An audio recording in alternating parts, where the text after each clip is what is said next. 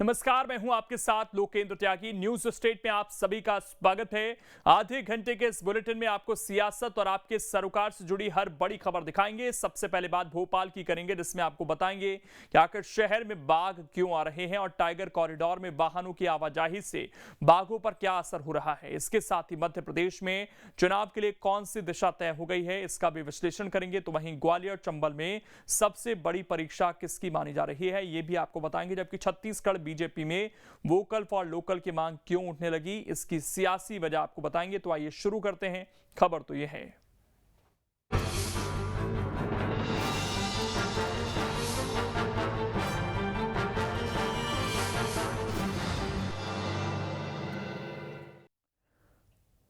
भोपाल की कलियासोत डैम के आसपास बाघों का पुराना बसेरा है, लेकिन कैचमेंट एरिया में वाहनों की आवाजाही से बाघों पर खतरा मंडराने लगा है। खासकर शावकों की सुरक्षा को लेकर भी सवाल उठने लगे हैं। ये रिपोर्ट आप देखिए।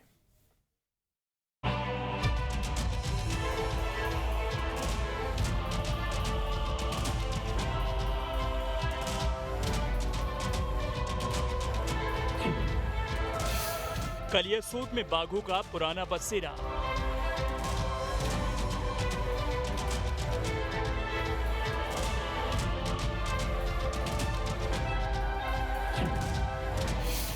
आवाजाही से शावकों को बड़ा खतरा।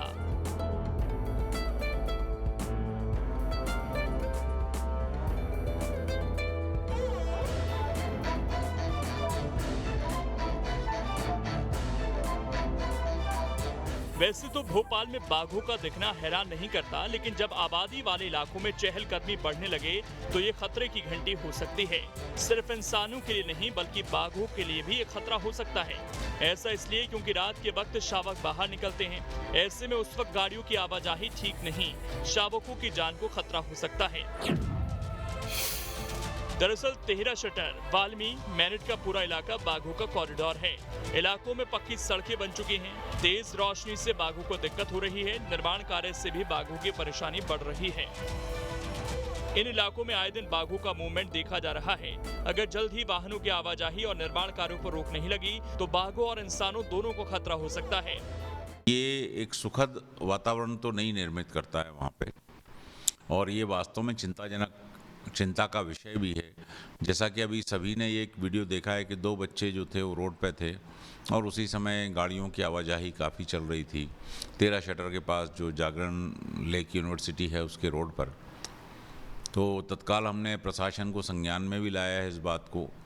उम्मीद है कि 1 या 2 दिन में प्रशासन भी इसमें कुछ नया निर्णय लेके और कुछ कार्रवाई का निर्देश प्रसारित करेगा।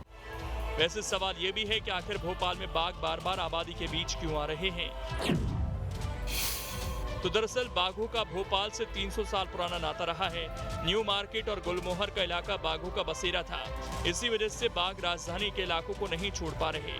देश के किसी भी शहरी इलाके में इतने बाघ नहीं। भोपाल देश का इकलौता ऐसा शहर है।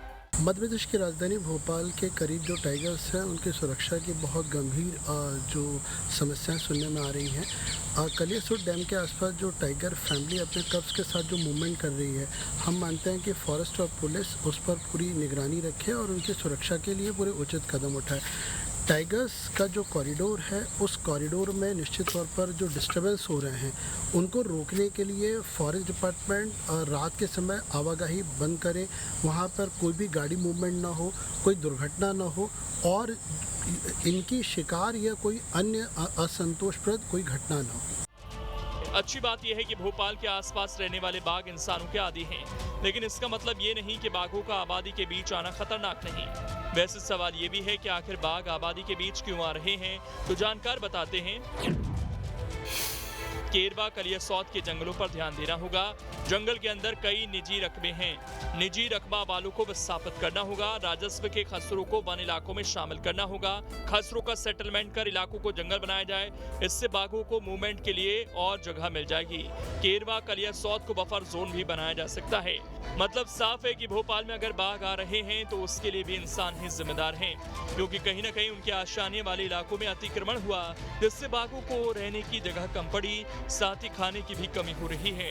इसीलिए वो बार बार अपने इलाकों में आ रहे हैं, जिससे अब आबादी वाला इलाका कहा जा रहा है। अगर इस पर ध्यान नहीं दिया गया तो ये बाघों के लिए ठीक नहीं, इसके साथ ही इंसानों के लिए भी ये खतरा बना रहेगा। भोपाल के आसपास के इलाकों में बाघों की संख्या जिस प्रकार से बढ़ती जा रही है, वो कहीं ना कहीं अब बाघों के ही जीवन पर बुरा असर भी डाल सकती है।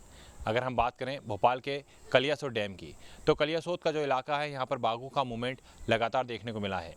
बावजूद इसके यहाँ पर वाहनों की आवाजाही काफ़ी ज़्यादा होने लगी है। चाहे दिन का समय हो या रात का समय हो, वाहन चालक तेज़ी के साथ इन सड़कों पर अपने वाहनों को दौड़ाते नजर आते हैं, जिससे कहीं ना कहीं आने वाले समय में बाघों को नुकसान पहुंच सकता है।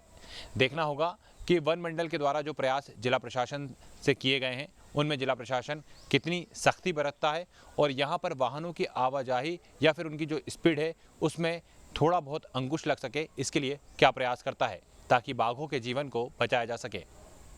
वीडियो जर्नलिस्ट प्रदीप के साथ जितेंद्र शर्मा, न्यूज़ स्टेट, भोपाल।